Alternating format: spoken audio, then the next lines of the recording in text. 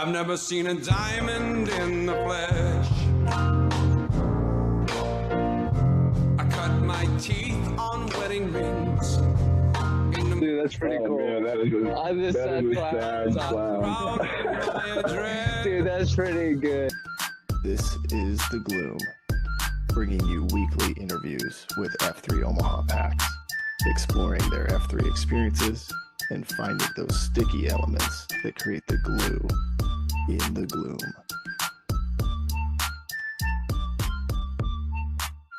Shout out to our sponsors. Major Team Mortgage, Omaha Laser Dentistry, Exclusively Eye Care, Liberty Core Real Estate, Avier Wealth Management, and Apex Men's Clinic. We appreciate their support. Liberty Core Real Estate is your homegrown real estate broker. If you're looking to buy or sell real estate, whether personal or investment, Armando, aka Brian, and Megan Michaels' company is ready to serve you. With Command Center in Old Town Elkhorn and agents all throughout the metro, they are more than ready to guide and serve you in your next real estate endeavor. Whether your next move needs to happen now or in 5 years, call or text Armando at 402-770-2165 to get your questions answered. And a special offer for F3 Nation PAX members, Liberty Core will donate $250 to your sponsor of choosing for every closed transaction. Stop looking, start finding today with Liberty Core Real Estate. Now let's get back to the gloom. And we're back. All right, we got a couple of familiar faces, really great leaders, not just within F3, but in the community here in Omaha. So I'm excited to get these guys. We actually have two guests on the show, which is, I don't know if this is a first or maybe a second for us, but definitely not. I think it's typically what we're for us today. Well, we've had, I think we had Dread and Dark Helmet, and then we had a couple guys for F3 Foundation, but this will be the first duo site queue pair that we've interviewed at the same time, which is great because this sort of co-queue is a sort of a trending phenomenon, right? So we've got S'mores and Clark Kent on the show with us today. And guys, I would love it if you would just start with kind of your EH journey, kind of what was the first workout like, and then how'd you get your names? All right. So my journey is a long journey. I have known Hard Hat for, almost 2 decades now. And it was about, I'd say 5-6 years ago, he came to me and he's like, hey, you want to try working out this F3 thing? I'm like, no, it's a cult. It's like, I'm not going to do it. And then he kept showing me Namoramas, and I'm like, oh, I know that. I'm like, all right, I'll give it a shot.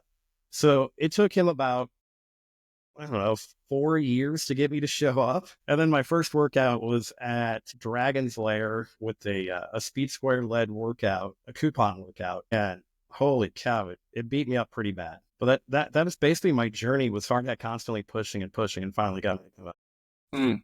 What made you think it was a cult? Did you see the flags or you just... The funny names. I watched Hard Hat call different exercises, funny name exercises, and just a bunch of group of guys getting together at 5:30 in the morning wearing all black, running around.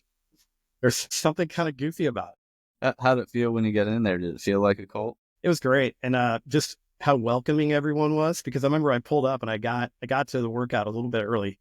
Actually, the funny thing is, I actually took a shower before I went to the workout because I wanted to, I don't know why, but I felt like my appearance had to be great when I showed up. And now I'm lucky to brush my teeth half the time. So I got there about, 10 minutes early, and Hard Hat was running late. And I called him. I was like, hey, dude, are you almost here? He's like, dude, they're not going to bite. Just go talk to them. And so I'm like, all right. So I get out, I walk up, and everybody was extremely welcoming. It was great. I love it. What about the name? How'd you get the name S'mores? The funny thing is, I hate s'mores. Absolutely hate them. My wife knows I hate them. They're sticky. They're Who hates gooey. s'mores? And I do. I can't stand it. But I love the name. It fits. But I going through hobbies. I have a campsite, permanent campsite. I have a boat. I'm on the water all the time. And somebody yelled out motorboat, but it was already taken. So that Speed Square yelled out, s'mores, and it just kind of stuck. Nice. All right, Clark Kent, you're up, buddy. Yeah, so S'mores, the reason he thought it was a cult was because he thought that at the end of the workout, when everybody got together, that they were actually drinking Kool-Aid and not coffee. He didn't know where that was going to lead, so that's why it took him 4 years to come out and join. Yeah, my journey to get to F3 was a lot quicker. So I guess you could say it was longer in that I've known S'more like more than a decade. We're neighbors. He lives down the street from me. And, our families are friends, our wives are friends, kids similar age. We've got boys in the same grade who have grown up together somewhat. Maybe a couple of years before he went out for the first time, which would have been in the fall of 2022. So a couple years before that, like he's telling me, it might have been like around COVID times when, the gym shut down and everybody's like rushing to buy, home gym equipment. And we were doing that here. And I think he said something like, hey, there's this thing we should go try. Like these guys, they get together at 5 a.m. and they work out and they run up and down hills. And I was just like, what are you talking about? Like, I'm not even sure that I believed him the first time. Like, I think you're just full of it. He's like, no, I know these guys. I work with the guy who does this. And I'm like, yeah, okay, sure. I'm up for it. Like I work out, it's not going to be some huge leap to go out and do a workout in the morning. Like I'm ready. Just tell me when. And months and months and months go by and we still have not done it. And then one day he just told me, hey, I went to F3 this morning. I'm like, I thought you were going to call me. Like, you were supposed to call me and I was going to go with you. But he, to his credit, like needed to screen it first and see what it was like. So it was 3 days later. If you went on Saturday at the Dragon's Lair, then I went on Wednesday at the Dune. And I don't really remember that much about the first workout. I think it was just a standard Wednesday workout. I mean, I'm sure it beat me up.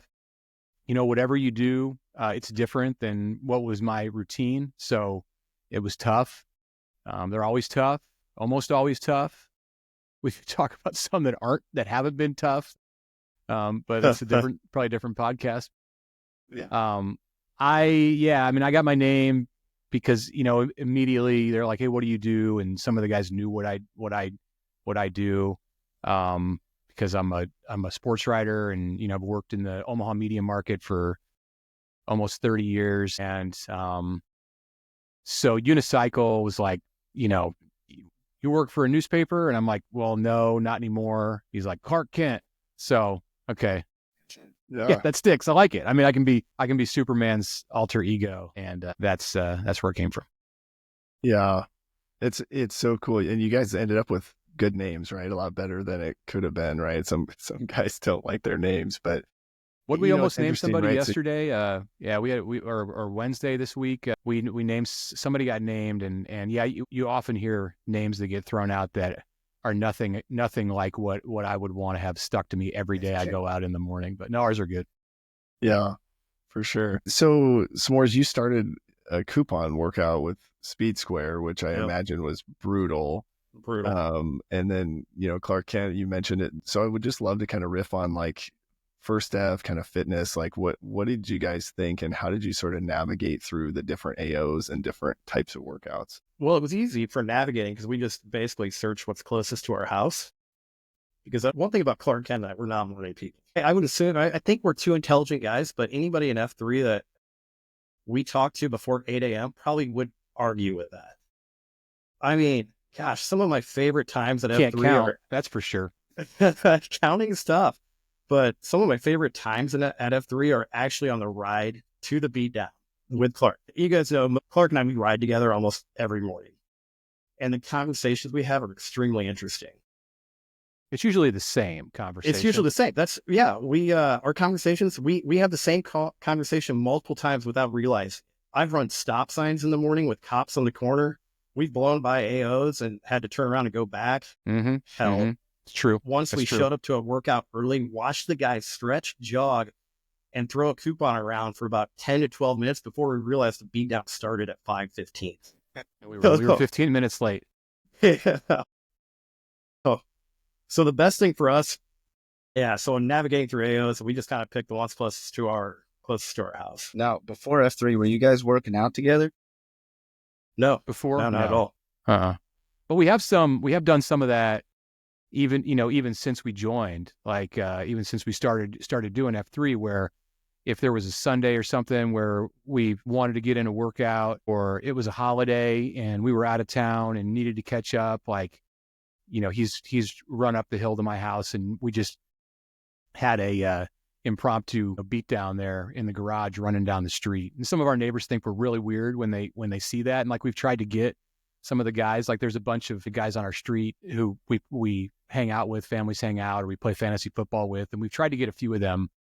Some of them we've purposely not tried to get to come out to F3, but others we have tried. You're welcome. They're like, is that what you guys are doing when you're like running down to the stop sign and back? And we're like, yeah. I'm like, okay, no thanks. You know, S'mores talks about our conversations in the morning.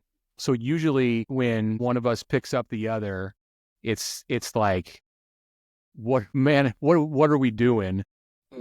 I wish that I was still sleeping, some version of that, or you should have texted me I was hoping I would wake up this morning and you texted me to tell me that, you know, you couldn't go today. So for me, and maybe I think S'mores is the same way, like the hardest thing to do is to get out of bed. Sure. And, you know, that kind of applies to a lot of things in life. Like the hardest thing to do is just make yourself get started. So like if I can get out of bed and take that first step and, you know, put on my gear and just turn on the light, like make it that far, then everything, no matter how hard the workout is, 99% of the time, I have climbed the biggest hill at that point. But still, like when we get in the car, it's like, but why are we doing this at 5 in the morning or 4:40 in the morning? Yeah. Well, that's so awesome that you guys have each other you guys are essentially holding each other accountable. And for most guys, it's not in such direct and close proximity, right? It's not usually a neighborhood guy that's there that's willing to go every single day. They're finding that accountability with other guys in the group who may be elsewhere. You know, you guys may not want to admit on the podcast, but, you know, I am curious, has either one of you said, screw it, I'm done, and then the other one pulled them back? No, actually, it's Not never yet. come up. Interesting. I mean, on a specific day, yes. Sure. But, Yeah. Not There's as some far as, like, morning. Thankfully, a lot of the breakfast restaurants don't open till 6, because if they open at 5:30, our attendance might be down a little. Yeah, once you're up, it'd be like, where are we going to go, right? There's nowhere we can go. Well, we talked about it. Like, let's just go to First Watch and skip this workout. And like, fortunately, usually like only one of us is serious about that, and the other one's like, nah, we're here, we're in the car, let's go. So Yeah. we make it. What I'm curious if you've noticed, I guess, you know, if you've been doing F3, because you both have been in for a couple of years now, right? So It was 2.5. curious what you, if anything, do you feel like you've noticed some improvements kind of in that fitness realm? Do you feel like you've gained, you know, maybe muscle or speed, or been able to maintain a healthy sort of first step? Yeah, go ahead. Oh yeah, S'mores. absolutely. Now, when I was younger, I ran track and ran the 800, but my son was getting into track and I couldn't keep up. And I was like, dude, I can run I'm in my 40s now. I can still run a 6.5 minute mile, no problem. I got one lap done and I was just exhausted. Heart's beating. I can't breathe. I just want to lay down. And then now miles, I don't think I'm sub 6 minutes yet, but probably never be at my age. But no, I definitely see an improvement. I mean, stronger, look better. No, yeah, it's really helped. Yeah, I'm envious because I'm not really a runner. And what it's done for me, and I mean, I was active in like trying to stay fit and in working out at going to the gym, having a gym membership, or in like the 2021 times, working out at home, bought some fitness equipment for home. And that's still like an important part of my fitness regimen. But two things, like one, the accountability, like that's just not there if you're doing it on your own. And part of holding each other accountable is in like also motivating each other within the workout. So it's one thing to hold somebody accountable just so that they show up in the morning, but then you also hold them accountable like during the workout. Like, I mean, the other day we're doing a 3-man grinder on the football field at the Dune, and there's a temptation, if I'm doing it myself, probably to just kind of slow down in the jogging portion of that, at least for me, because like running is just, it doesn't work well for, I can do it, but I'm never going to choose to do that if it's just up to me. But if you're running alongside a guy and, anybody, I mean, there's accountability with s'mores when we talk about going to the workout, but then it becomes accountability with 16 other guys when you're out there on the, on the turf or on the track or in the streets. That part of it, that's definitely impacted my from a motivational side. The diversity in the workouts too, like it's easy to get into a rut if you're doing things on your own. And so with F3, it's generally something different every day. You can go 5 days and do 5 completely different workouts, which is obviously beneficial for your body to mix it up, to keep shocking the systems. That's all a benefit. And just staying active. Like, I mean, there's no way that I'm going to be out in 20-degree weather if it's running, if it's not for this. And like we can talk too about the site that we led for a year at the boundary line for probably 6 months after we started doing F3, the two of us. That site was there, and the boundary line is 6 blocks from our neighborhood, but we kind of avoided it because we weren't sure about whether we wanted to do a Murph. It looked like we didn't want to do a Murph when we saw what it was. Mm-hmm. And finally we went. I don't remember what the push was to actually just go do it, probably because it was so close. Maybe we were running late one day and it's like, hey, let's just go check out that Murph. We did it. And that's another thing where that's just not something that I'm going to be doing, running 2 miles and doing 100 pull-ups and all of that on a regular basis. And we went and did it for a year, every single week.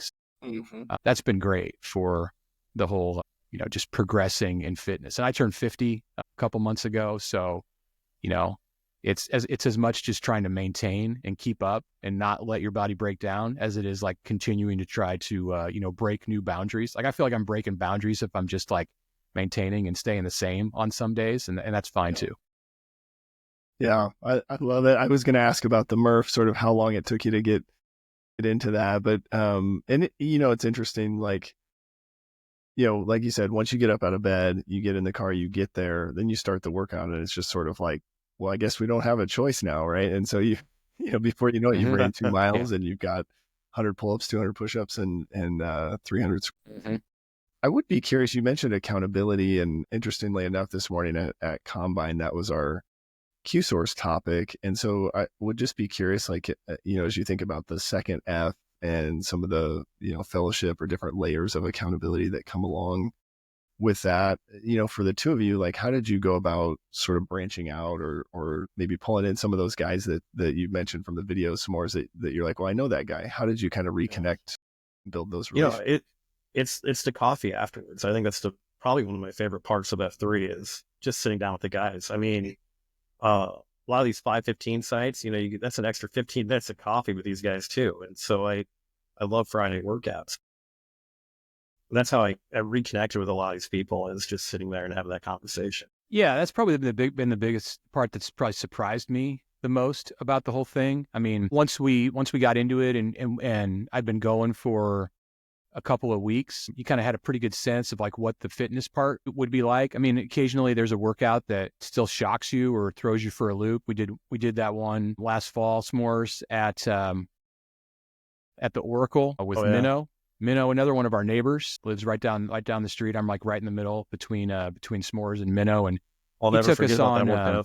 He took us on a set of up the big giant hill at Boys Town with burpees at the top. It was brutal, and like everybody was gassed. I mean, the most fit guys in the group, the young guys in their 20s, they were hands on their knees. So occasionally, and by the way, the Q, he had no idea what he was doing. Like he did not. He didn't realize he did not do it before he cued it, and he did not know that he was getting us into that kind of trouble. But which is fine, and like it's good to get dealt a surprise sometimes, even if it's really really hard.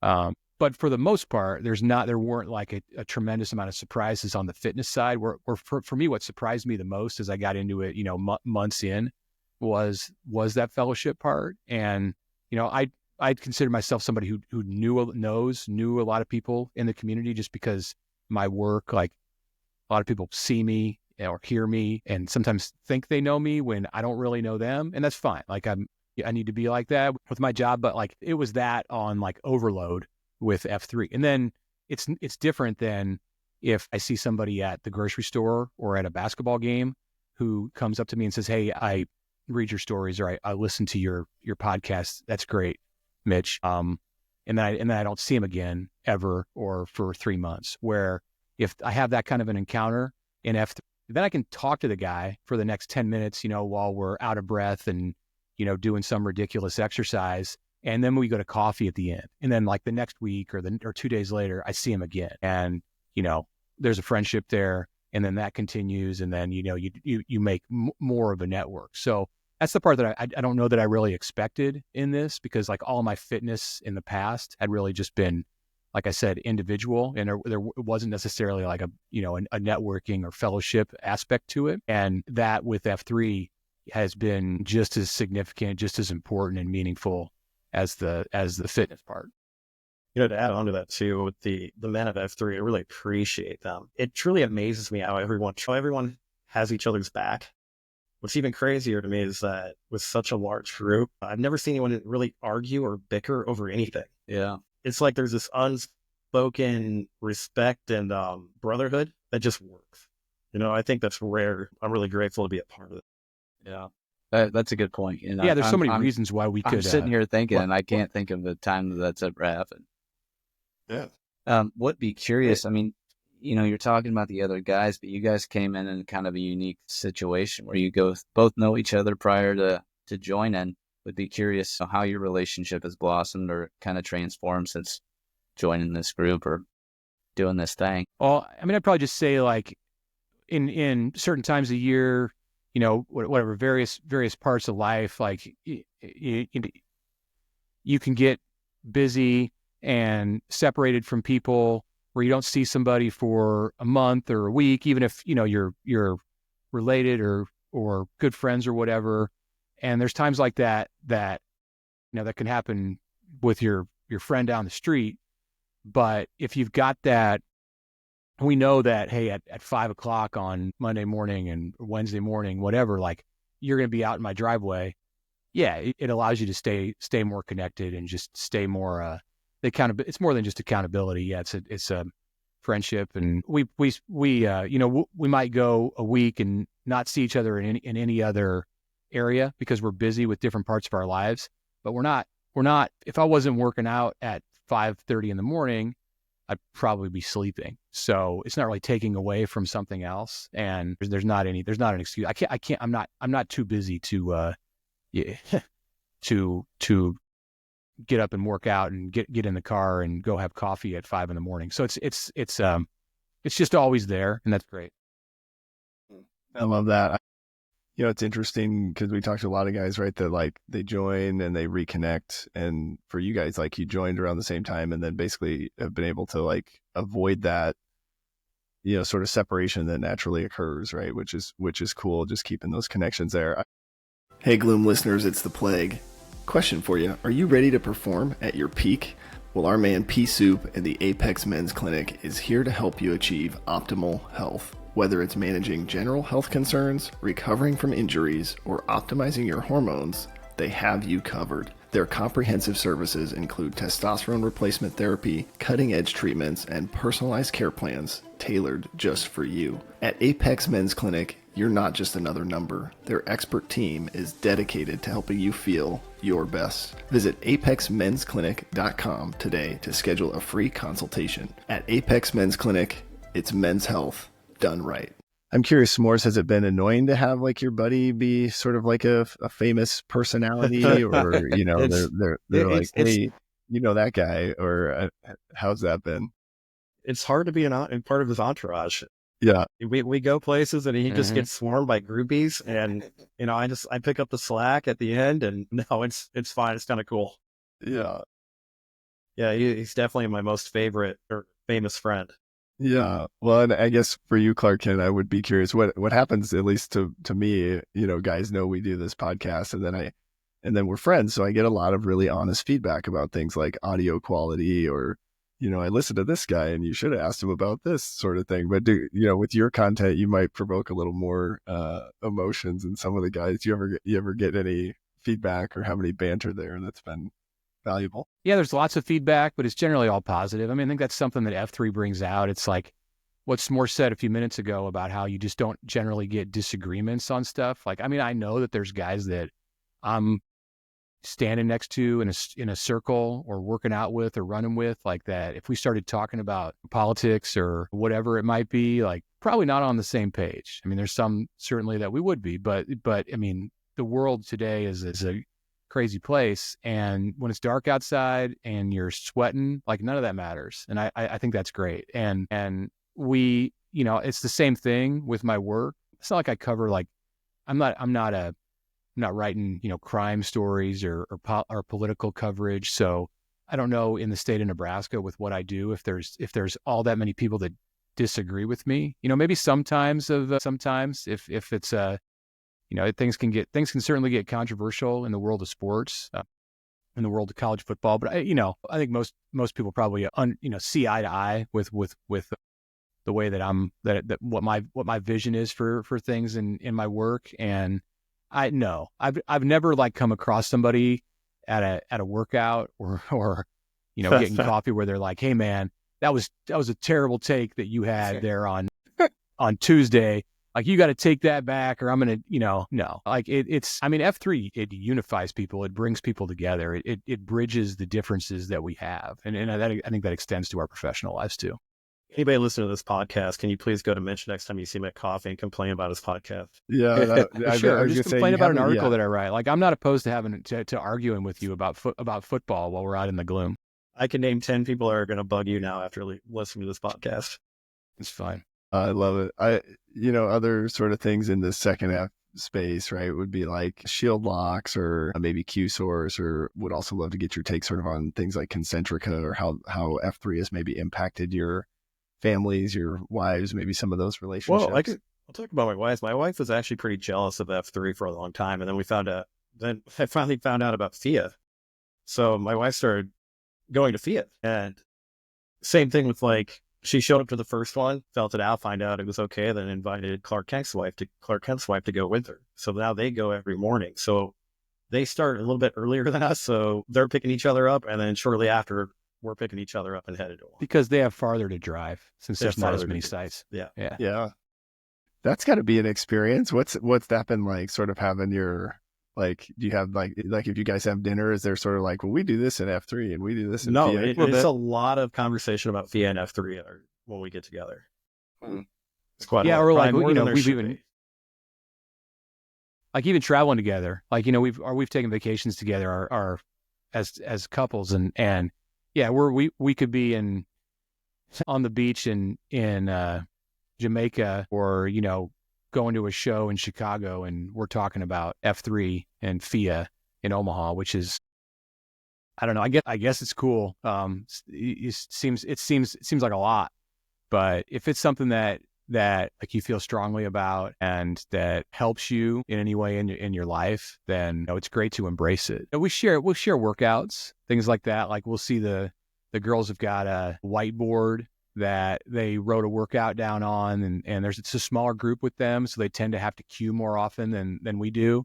So they're coming up with new workouts all the time, and I'm not opposed to just like ripping a workout from what the FIA group does and like bringing it over to F3, maybe modify it a little bit to suit the needs of our group. But we've done that a few times. Yeah, that's been like another extra unexpected benefit on that second F side for sure, is being able to share in some of that. I have like a love-hate relationship with the CSOP, just because we we went last year because it was in Gretna, and we're in Gretna, or the Gretna area, and like we couldn't not go because it was they basically ran by our house during some of the portions of it. But man, it was January, and I'm like more resistant. Like my physiology, my biology, I think, is more resistant to the freezing cold weather as I get older.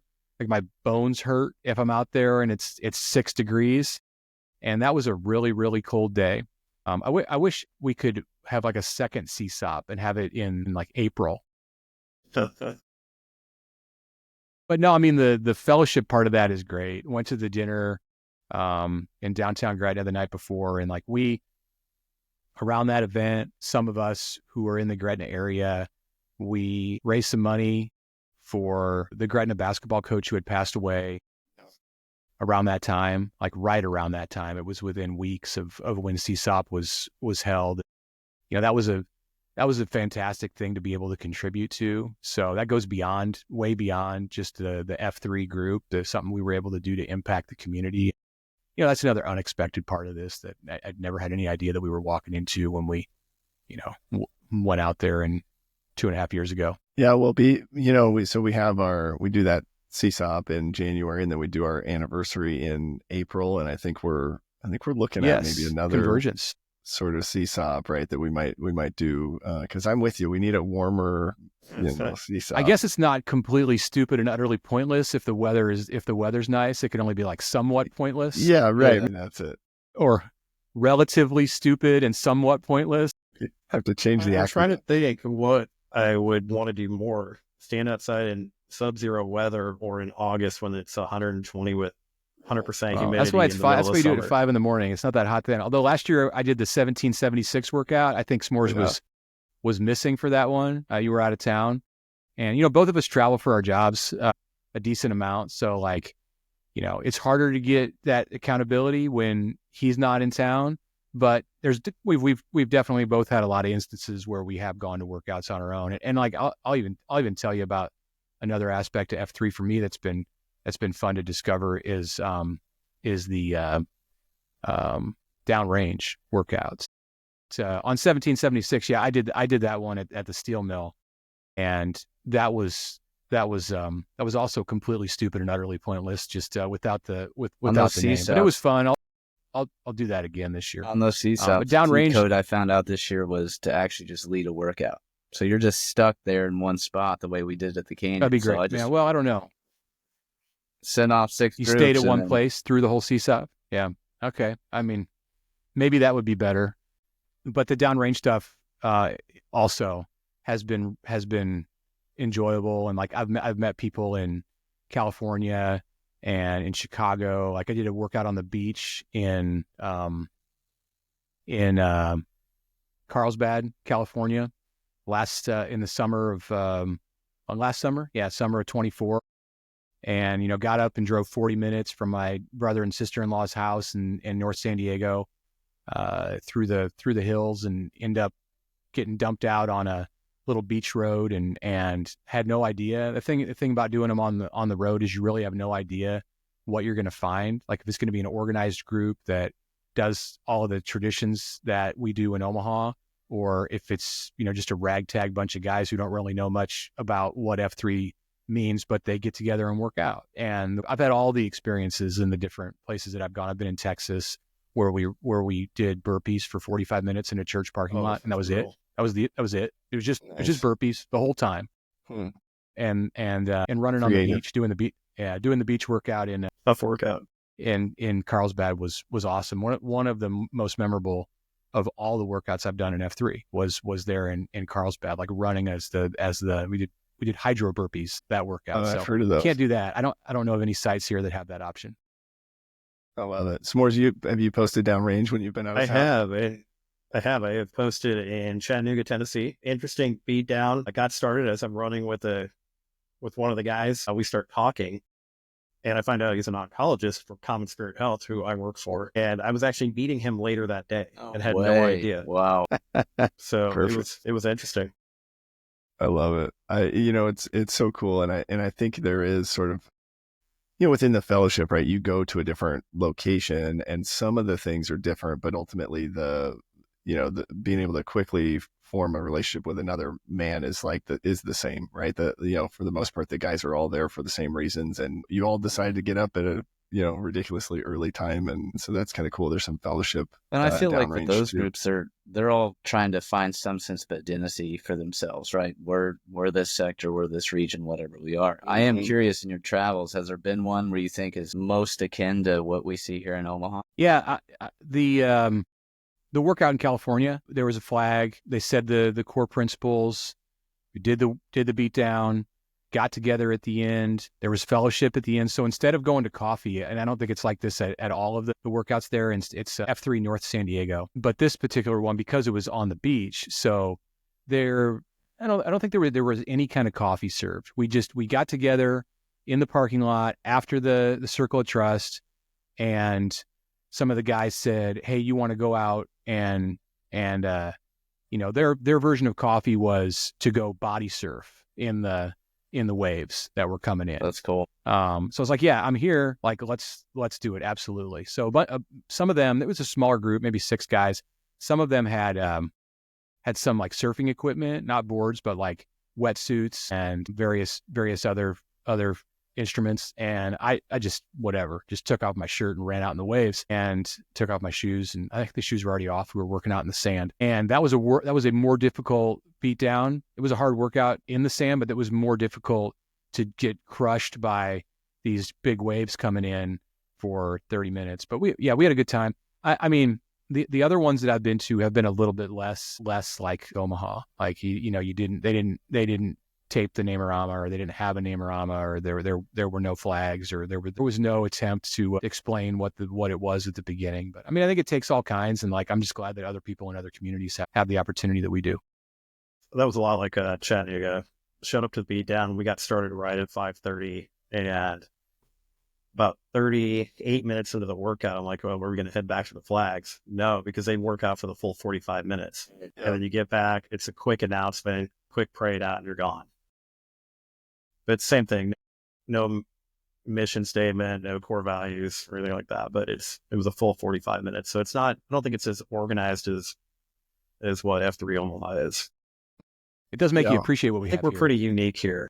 Yeah. Yeah. I love that. And I think there has been some talk, right, of like, our workout, like if you're tracking just beat down time, right, you're around 30 to 35 minutes, I think, for most of our AOs. That's so for the data nerds out there that he's throwing out. Yeah, I've seen some chatter there, but no, I love it. And I think it's cool that you've had an opportunity to go downrange. I am curious, as you think about kind of this like third F piece, right, the faith piece, your kind of faith journeys. I know a lot of this, right, you guys have kind of been on the same journey, but would kind of love to hear about faith or third F from kind of your individual perspectives, like your kind of what's been your background or relationship with faith.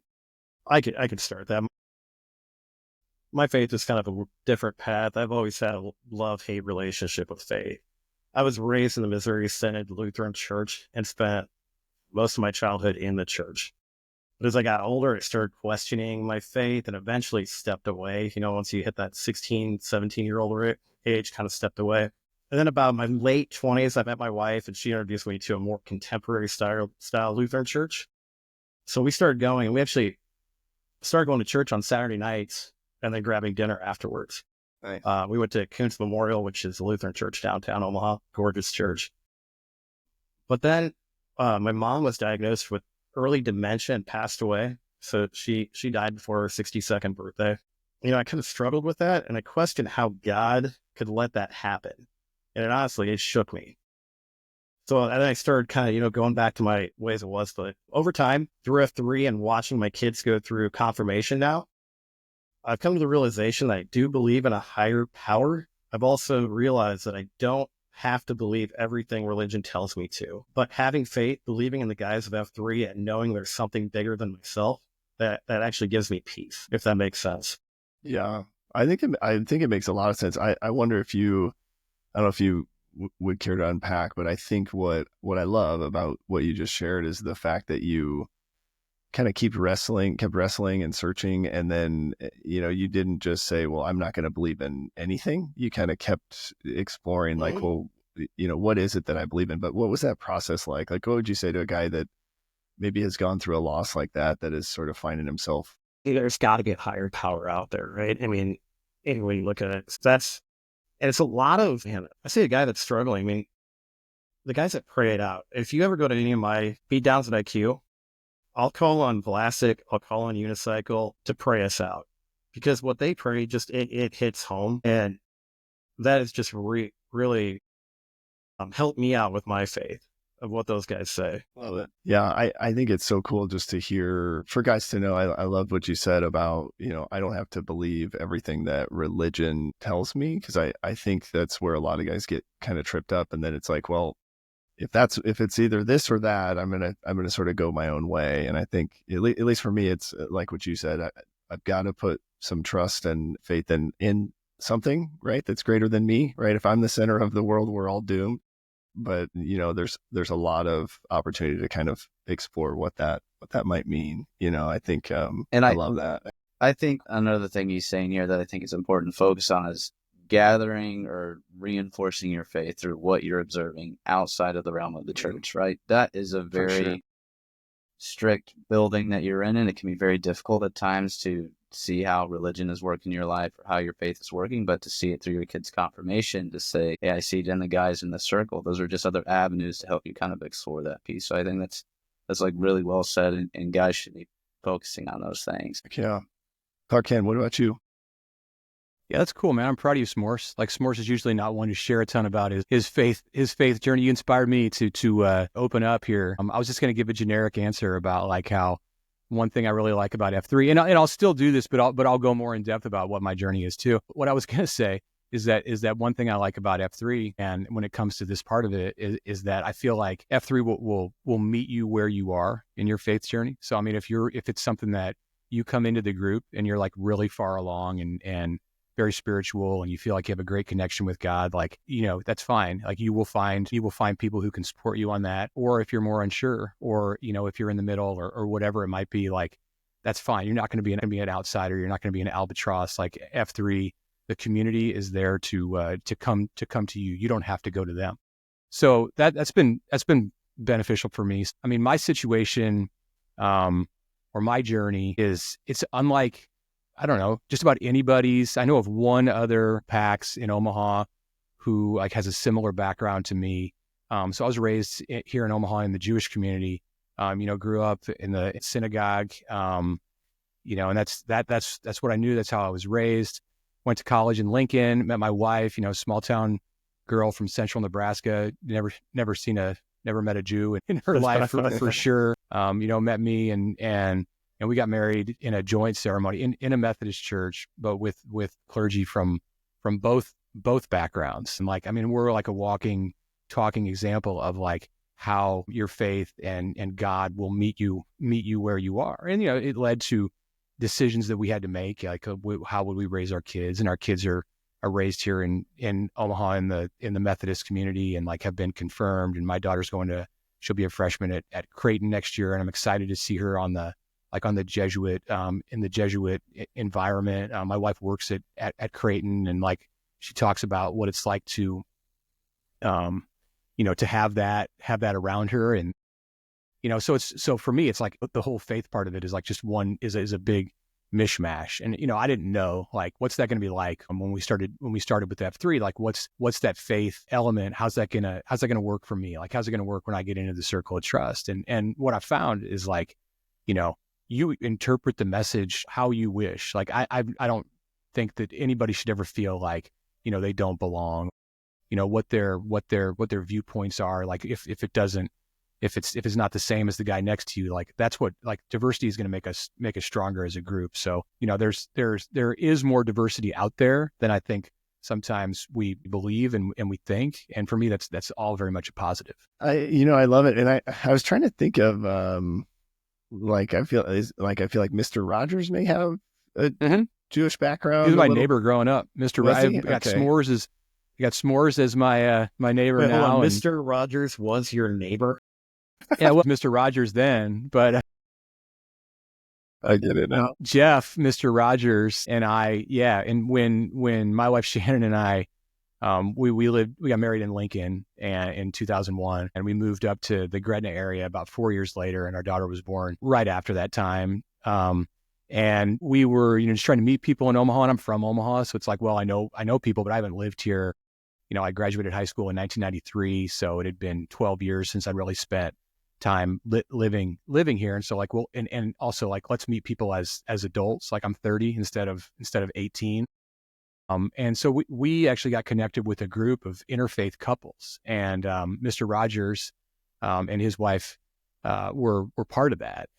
I knew him. He was younger than me, but I knew him somewhat growing up because, like I said, we lived. Our houses backed up to each other for a period of years. But yeah, it's been cool. It's been cool to see him. And like I went to, we've been over to. We had a site swap s'mores with the Murph site.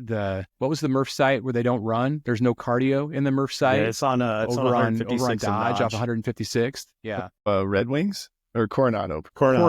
So we site swapped during our site run as the Qs at Coronado, and I ran into Mr. Rogers there, and we've seen him at the Oracle. So yeah, it's awesome to reconnect, and we definitely have some shared background there. On a side note, for the Coronado, we also did a non-running Murph. So we did. Really it wasn't supposed to be a Murph. Yeah, there's a Murph site really there. Happy with us. Yeah, there's a Murph site there, and Mr. Rogers was part of that group that was doing the Murph. And then there's the Coronado, which was a bruiser-friendly site, and we did a non-running Murph. And I think it was the hardest Murph. Like we do like pull-ups or something instead of running. We were doing pull-ups are part of the Murph. Climbers and we just did other cardio for and subbed it in for all the running. And at the end of it, never asked back.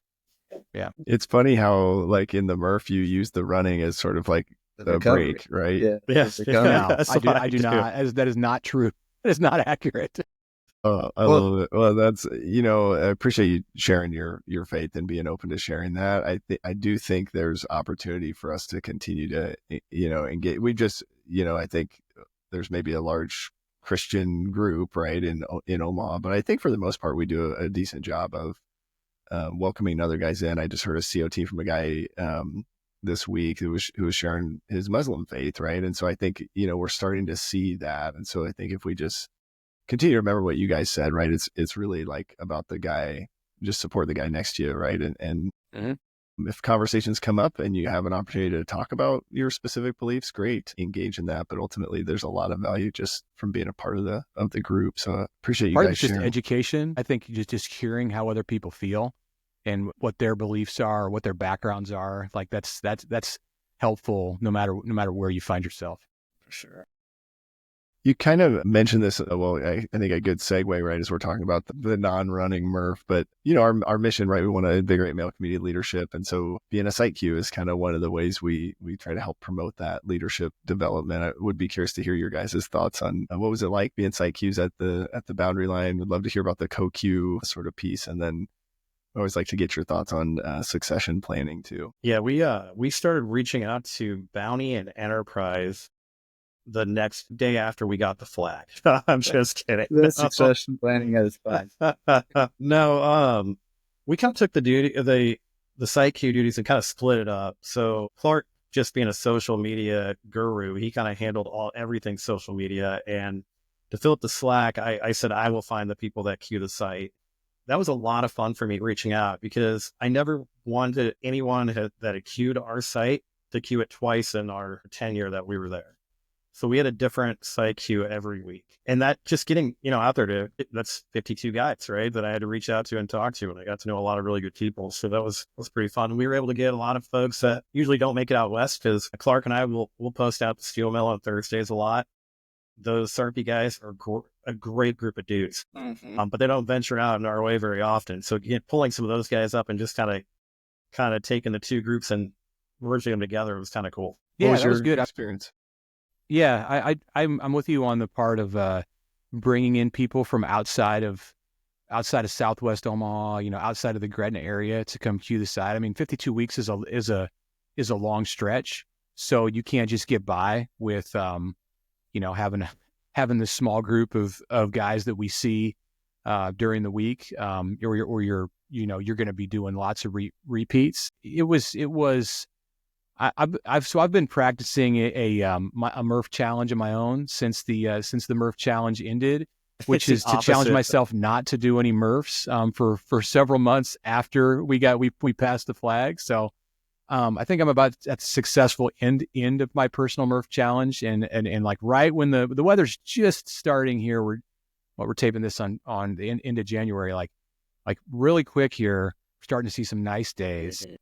February is a short month. There's going to be some nice Mondays, and I'm going to get back out there and get on the Murph thing. But like, you know, I it's not that it necessarily burned me out to do a Murph every week for 52 weeks. It was just like I wanted something else after that, and that's why I think like the whole idea of doing it for a year is great. Like, I mean, if somebody was a site Q at the same place for, and I say, I'm sorry to Mr. Miyagi because he was the site Q at Dragon's Lair for 5 years. Yeah. If somebody was the site Q at one place for too long of a period of time, like that's not what we're doing here. Like especially with a Murph where it's the same workout every week. But even if it's a site, like, you know, you generally you're going to see similar workouts at one site. Like there's having the ability to spread your wings and go to different places. Like with a couple times where we left the boundary line and did site swaps, like we did the Coronado one, we did a Mission Forge site swap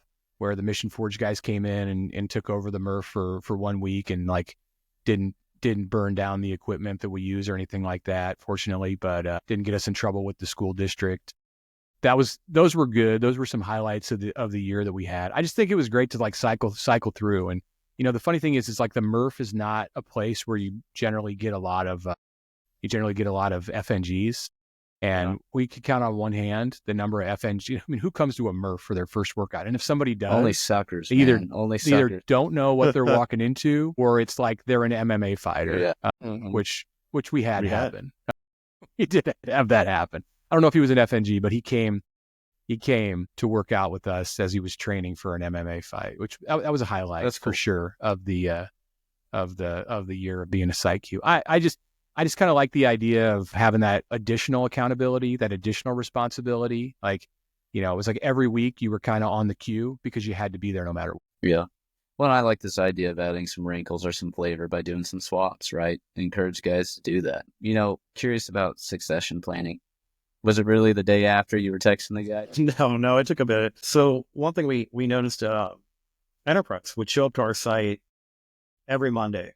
His wife bought him a shirt that said Mondays are for Murph. And he was showing up every week. And then eventually he started bringing a leaf blower, and he'd blow up the site where we do push-ups. Nice. And right there, as soon as he started doing that, we knew he was the guy. He was stuck then. He was locked in. Yeah, he was stuck. So we went to him, and it was, I mean, he ended up wanting to partner with Bounty.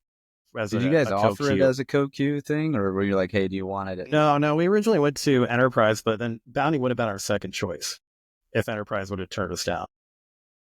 Yeah, he was unsure at first if he wanted to take on that responsibility. He's like, let me think about it. And then I think he came back and said that, well, I'll just kind of clean this up. But he kind of said that his wife told him that was something that he needed to do. And and to stop thinking about it and to tell the guys yes. And, you know, it was natural. It was natural for him. I mean, him and Bounty were kind of like S'mores and me in that, you know, they had that accountability thing going, and they would often go to workouts together. And they were actually part of a bigger group. There's a whole group of guys that are their age who were a few years younger than me, and like a couple years younger than S'mores, who, you know, had kids in school together and knew each other through their school and their church. And, Bounty and Enterprise were a part of that little gang, and so it made sense for them to be together and to take over the site together. Yeah, it was great. Like on the flag pass, like, you know, you go to flag passes and it just kind of becomes part of the routine. But then when you have it and you're involved in it, and we saw this somewhat on the first side of the flag pass when we took it from Speed Square, but after doing it for a year and like having that as you know, a big part of like what your F3 journey is, you know, it was really gratifying, like to see the number of people that came out to the flag pass when we gave it to those guys. And I know, like, for most of the people in the group there, it's just like, it's just another Monday. Like, let's get out of here. Like, we got our weeks to get started. I want to get to coffee, whatever. And, you know, I'm sorry it took 5 extra minutes because we had some things that we wanted to say, but like, that's what fosters the leadership within the program, is that like people feel strongly about doing this, especially when you've had a year of being a leader. So those flag passes are pretty special, and I had a good time. I enjoyed the one that. But now that we passed the flag, that next Monday, you're like, now what? Yeah, Is that responsibility's gone? Yeah. And so now there's that void that you're trying to figure out what are we going to do now that took up this much time. So we're still kind of working through. Did you guys take a break from your site? We did. Yeah, I'm boycotting it. I'm still boycotting it. Yeah, Clark hasn't been back. I've been back back a few times. But Stormbreaker and Mission Forge and some of those other Monday sites we've hit up. Yeah. That is sort of a natural progression, right? Once a guy hands off his flag, we sort of see this, like, now what, and some guys will pull back and they won't come to F3 at all for months until they realize, like, okay, I can go back, or, I don't, it's an interesting journey for every guy, but hopefully we can get you guys to keep coming out and not go find some, don't join F45, right? That's all indoors. So you won't like that. You bring up an interesting point about, like, guys who, I see guys sometimes, or I talk to guys sometimes, maybe I'll run into them outside of F3, guys who I know from F3, and they'll say within, like, the youth sports organization, like my son, he plays baseball, like S'mores hears about it too much when we're talking about this kind of stuff at coffee, but there's a big community within that, or a lot of fellowship within that community too, and there's some crossover to F3, or if it's just like seeing somebody at High V. And I've had multiple instances where I've run into somebody who I know from F3, but I haven't seen out there for quite a while. And I'm sure we've all had this experience. And it's like, hey, how you doing? What's going on? Like, you've been out to work out.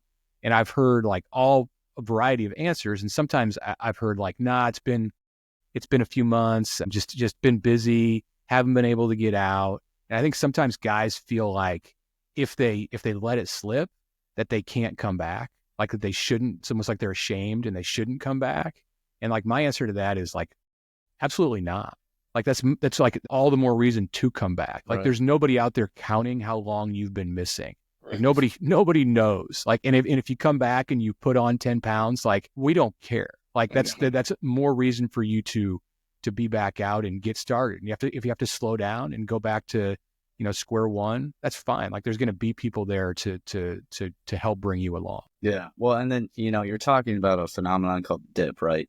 So people's activity, they come in, they're super hyped. They maybe take a leadership role, they step away, and then their enthusiasm kind of wanes over time.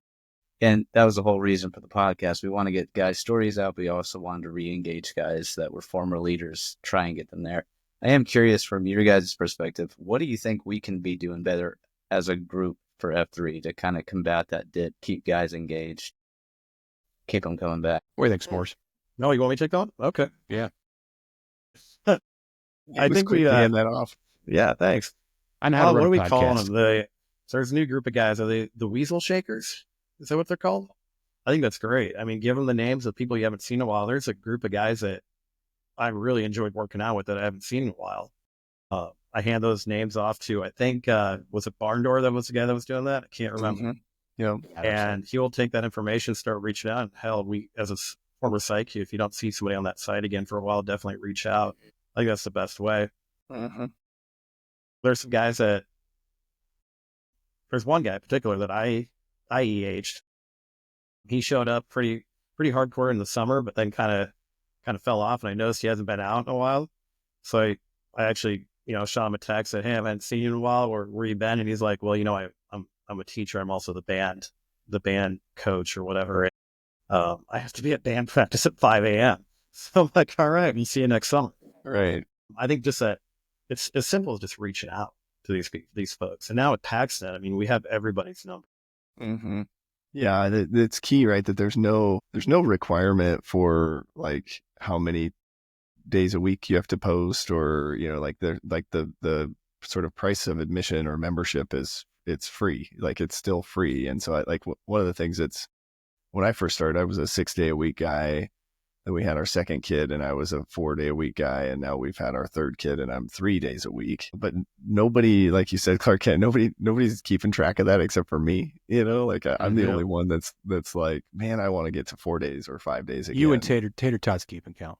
Tater Tater Tot. Tot is keeping That's track. actually him on the phone right there calling phony. He's like, he's questioning that right there. I'm keeping track. Yeah, no, I love it. I love it. Definitely No, something you're right. that You're 100% right. I mean, if I didn't show up for 2 weeks and I post a site, no one's going to question it because they're going to, a lot of people will think I was just posting a different site. So nobody knows your situation, what you've been doing. So it's not a big deal to miss a couple days and not just come back. Yep. We'll be excited to see you for sure, but we won't be. Yeah, I just think like go little communication can go a long way. Exactly. I agree. In any form. I mean, if it's encouraging someone to come to a workout, yes, but just to get a note from somebody, just a quick text after you see them in a workout, if you haven't seen somebody for a while, or in cases where like, I know S'mores has mentioned this too, like if one of us has been on a queue or, says something in a COT and you get a text later that day or the next day from somebody who was there. I've had this happen where somebody said like, hey, what you said like resonated with me and, it made me think about this or, it pushed me to be better at X, Y, or Z. Like in the moment, like I gave zero thought to that I might be like impacting somebody, but, and this goes for everybody who it's not just like, I didn't have the ability to impact somebody more than anyone else. But yeah, like that means a lot to me just to get that little note. So I think it's the same way. Like if you haven't seen someone for a while, you don't need to dig into what's going on in their life. Just send them a note and say like,